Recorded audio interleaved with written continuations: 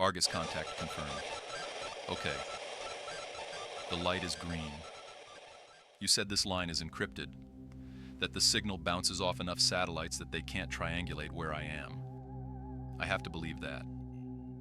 I don't have much choice left. My name is Elias Thorne. I am 52 years old. For the last 25 years, I have served as a senior park ranger for the Yukon Territory, specifically the northern sector, right along the transitional zone where the dense forest strangles out into the tundra. I'm recording this because I can't sleep, because every time I close my eyes, I hear that sound, that low, throbbing hum, and I see him. I see Ben walking into the mist, and I see myself doing nothing to stop him. I need to tell you what happened up on Ridge 4, not the report I filed with the regional office, not the sanitized version they gave to the press about a tragic separation during a blizzard. There was no blizzard. The sky was clear. The moon was full. And we weren't separated. He was taken. Let me back up. You have to understand the job to understand why this is so wrong. People think the Yukon is just cold. They think it's just snow and ice and emptiness. And it is those things, but it's also alive. There's a rhythm to it. If you've walked the boreal forest as long as I have, you learn the noise of the silence. You know the sound of a spruce branch snapping under the weight of snow versus the snap of a branch breaking under a boot. You know how the wind sounds when it cuts through a valley versus when it hits a sheer rock face. It's a routine. It's boring. And God, I would give anything for boring right now. It was Tuesday, standard overnight patrol. We were tasked with checking the wildlife cameras along the northern perimeter and securing the emergency survival caches before the deep freeze set in. It was me and Ben. Ben was a good kid, 24.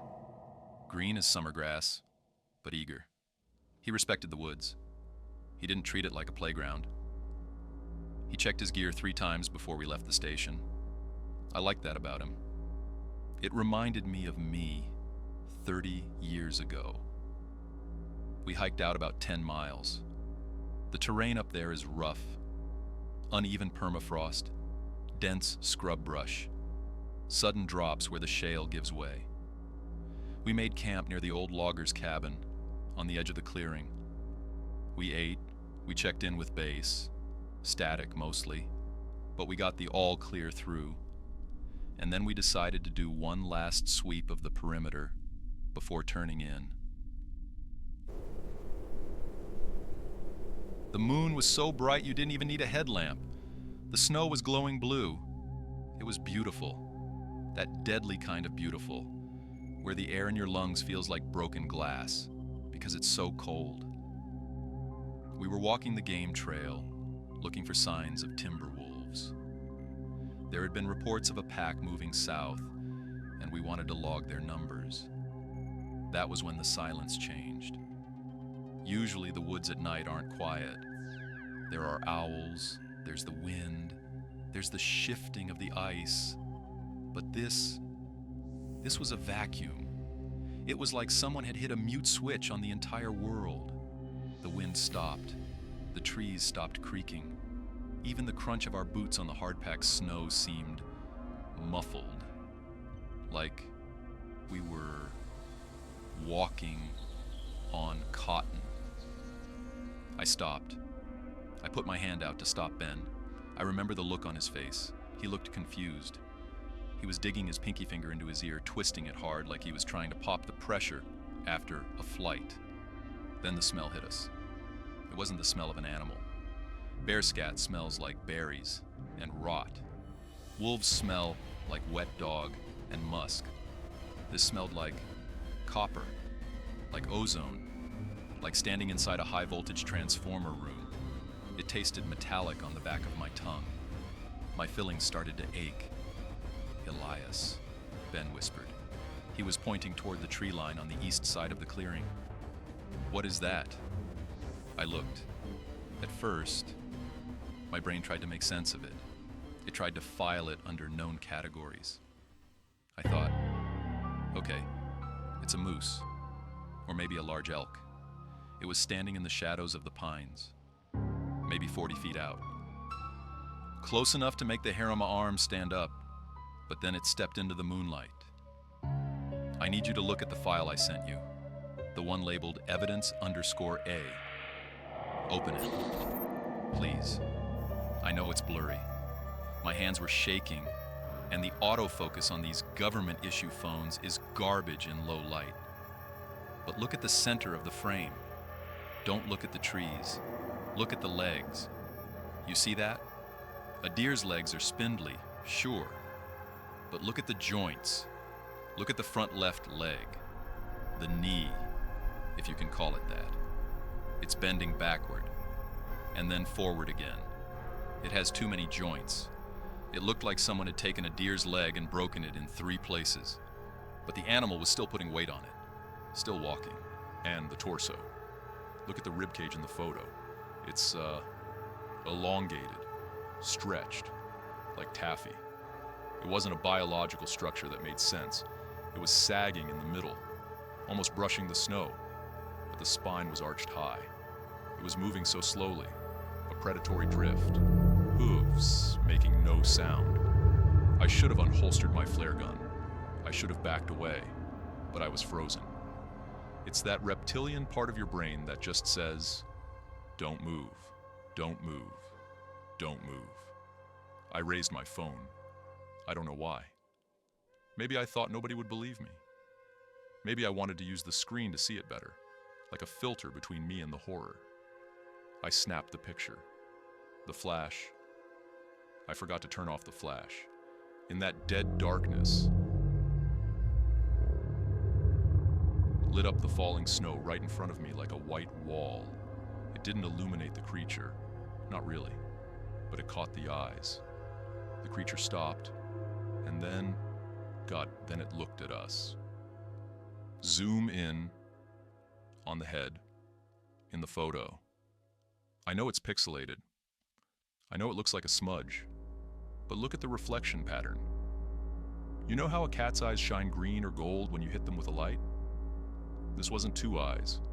If you look closely at that blurry, gray mass where the head should be, it's a cluster, a chaotic grouping of reflective points, 7 distinct gleams of light, asymmetrical, scattered across the face like a constellation. They weren't blinking.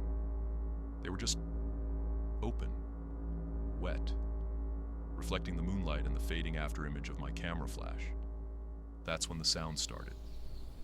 It wasn't a roar, it was a hum, a vibration. I felt it in my chest first, rattling my sternum. Then, it moved up into my throat, into my skull. It was a low frequency, maybe infrasound, I don't know. But it made me instantly nauseous.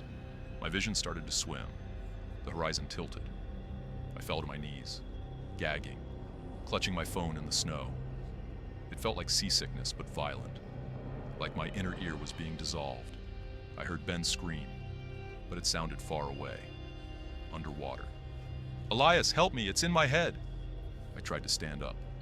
I tried to reach for him, but my motor control was gone. I was crawling, dragging myself through the snow, vomiting bile. I looked up.